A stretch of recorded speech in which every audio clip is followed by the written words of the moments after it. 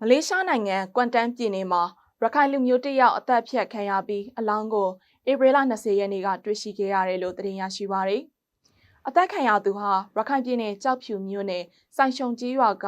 ဦးဖိုးလှကြီးဖြစ်တယ်လို့သိရပါရယ်။သူဟာမလေးရှားကိုရောက်ရှိလာတာ4လလောက်သာရှိသေးပြီးမြန်မာနိုင်ငံကိုပြန်ဖို့မလေးရှားနိုင်ငံကွမ်တန်းပြည်နယ်ပွေးစားကြီးနေအိမ်မှာတေးခွန်နေစဉ်ညအချိန်အပြင်ကိုထွက်ရာကနေတပ်ဖြတ်ခံရတာဖြစ်တယ်လို့မလေးရှားကိုရောက်ရှိနေတဲ့ရခိုင်လူမျိုးတစ်ယောက်ကပြောဆိုပါရယ်။ဦးဖိုးလာကြီးတည်ဆုံမှုနဲ့ပတ်သက်ပြီးတပ်ဖြတ်သွားတဲ့တရားခံကိုလက်ရှိအချိန်အထိဖော်ထုတ်နိုင်တာမရှိသေးသလိုတရားစွဲဆိုဖို့ကလည်းတရားလိုဘက်ကလူတွေမှာအထောက်အထားတွေမရှိတာကြောင့်အဆင်မပြေဖြစ်နေရတယ်လို့သိရပါရယ်။တည်ဆုံသူဦးဖိုးလာကြီးအတွက်အမှုမှန်ပေါ်ပေါက်စေခြင်းပြီးဝိုင်းဝန်းကူညီပေးဖို့အတွက်လည်းမလေးရှားရောက်ရခိုင်လူမျိုးတွေကတောင်းဆိုထားကြပါရယ်။